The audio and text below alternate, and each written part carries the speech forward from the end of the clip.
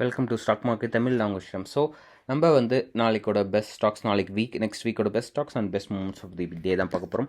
So அதுக்கு முன்னாடி நம்ம ஃப்ரைடே பண்ண ட்ரேடை பற்றி சும்மா ஒரு சிம்பிள் அனாலிசிஸ் பண்ணிடலாம். ஸோ ஓகே, மார்க்கெட் பார்த்தீங்கன்னா நான் 17,220 ரீஜன்ஸ் ஒரு ஸ்ட்ராங் சப்போர்ட்னு ஆல்ரெடி கொடுத்துருந்தேன். ஸோ இந்த ரீஜன்ஸை பிரேக் ஆனால் தான் it's going to be a fall so அப்படின்னு சொல்லியிருந்தோம். ஸோ நம்ம சேனலில் கூட நம்ம மல்டிபிள் டைம்ஸ் அதை இனிஷியேட் பண்ணியிருந்தோம். So like I still believe 17,230 to 270 strong zone. Fresh buys will come on each step, so don't expect a big fall.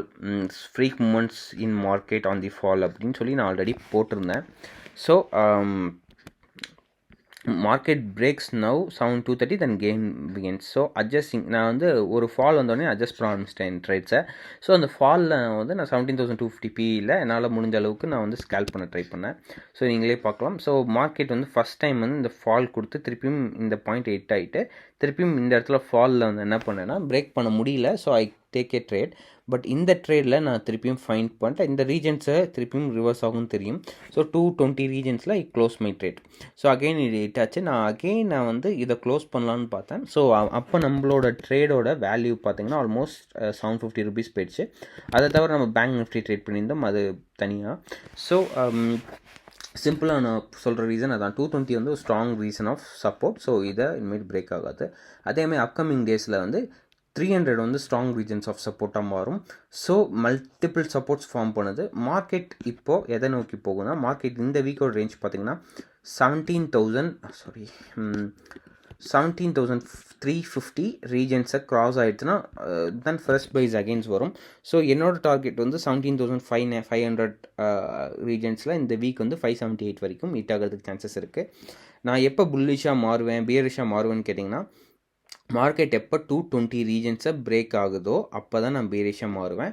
இந்த ரீஜன்ஸை எப்போ எனக்கு பிரேக் ஆகுதோ எனக்கு பெரிய ஃபால் இருக்குன்றது தெரியும். ஸோ 1 hour சார்ட் கூட நான் புஷ் பண்ணுறேன். ஸோ இந்த ரீஜன்ஸ் எப்போ எனக்கு பிரேக் ஆகுதோ 220 regions is my golden number. So whenever it's breaks going to 220 or 350 cross பண்ணாமல் எனக்கு கீழே 300 கீழே திருப்பி அகெயின் க்ளோஸ் ஆகுது, ரொம்ப வைலண்ட்டாக க்ளோஸ் ஆகிருக்கு ஸ்ட்ராங்காக செல்லிங்லே அப்படின்னா நான் I can go for a sell. இப்போதைக்கு 220 is my number. So nearest number நான் I will watch for the week. ஓகேங்களா?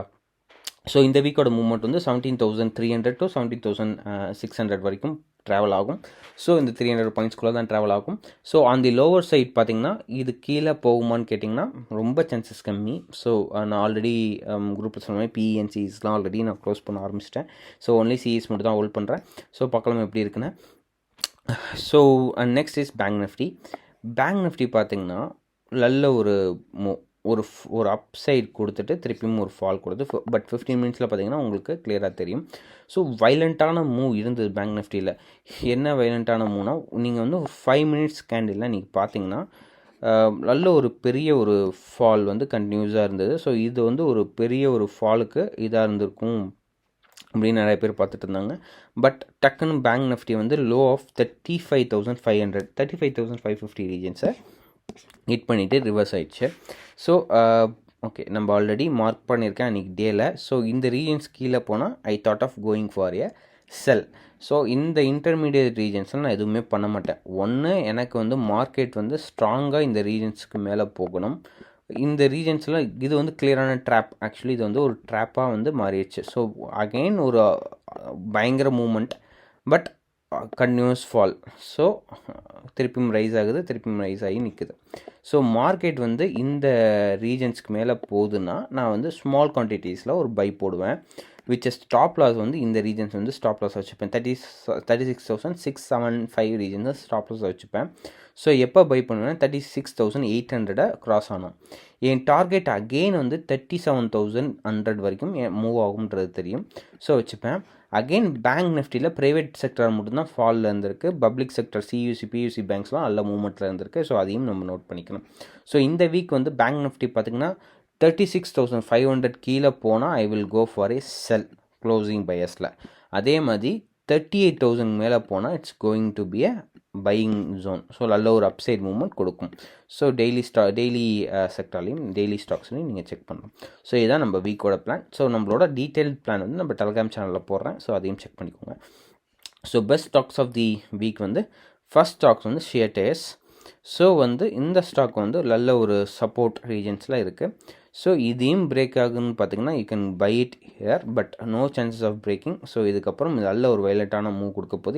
இந்த வீக் என்னோட டார்கெட் வந்து ஃபஸ்ட் டார்கெட் வந்து 14,100.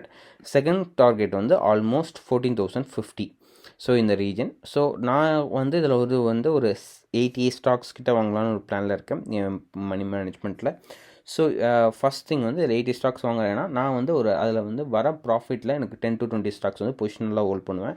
ஸோ எனக்கு வந்து இது ஆல் டைம் ஐ கிட் ஆகும்போது நான் க்ளோஸ் பண்ணலான்னு. Thus my plan on CEAT Limited. So mostly நான் எல்லா ஸ்டாக்ஸும் பை பண்ண ட்ரை பண்ணுவேன். ஸோ இந்த ஸ்டாக் வந்து சல்மேர் பெயிண்ட்ஸ் வந்து ஒரு நல்ல ஒரு பொசிஷனல் இன்வெஸ்ட்மெண்ட், பயங்கரமான ஒரு ஸ்டாக்காக இருக்க போது long term short term target வந்து 120, லாங் டேர்ம் டார்கெட் வந்து 200+. ஸோ இந்த ரீஜன்ஸை திருப்பியும் பிரேக் ஆகுது, மேலே போகுது, நல்ல ஒரு அப்சைட் கொடுக்க போகுது. ஸோ இது ஒரு ரெசிஸ்டன்ஸ் 113 இருக்குது, பட் இதையும் பிரேக் ஆகிடுச்சுன்னா லாங் டேர்மில் வந்து ஒரு நைஸ் ஒரு குட் ஸ்டாக் டு ஹோல்டுன்ற மாதிரி இருக்குது. So keep in radar. So third stocks வந்து டெக்ஸாரைல் ஆல்ரெடி நம்ம 32.90 டெலகிராமில் பை பண்ண சொல்லியிருந்தோம். இந்த ஸ்டாக் வந்து அகெயின் நான் வந்து 42 வரைக்கும் ஹிட் ஆகிறதுக்கு சான்சஸ் இருக்குது, நான் எக்ஸ்பெக்ட் பண்ணுறேன். லெட்ஸ் சி எப்படி போகுதுன்னு. இதுக்கப்புறம் சல்மீர் பெயிண்ட்ஸ் நம்ம சொல்லிட்டோம். ரேடியோசிட்டி ஆல்ரெடி நம்ம கிட்ட ரொம்ப நாளில் சொல்லியிருந்தோம். சுபக்ஸ் வந்து இந்த ஸ்டாக் வந்து நான் எந்த பேட்டர்னில் பை பண்ணேன்னா நீங்கள் பார்க்கலாம். ஒரு பிரேக் அவுட், ஒரு அப், ஒரு பிரேக் அவுட், ஒரு ஃபால், ஒரு பிரேக் அவுட், திருப்பியும் ஒரு ஃபால் கொடுத்துருக்கு.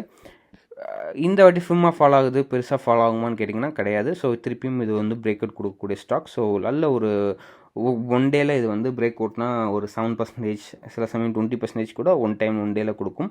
பையர்ஸ் வந்து ஈஸியாக புல் பண்ணுவாங்க.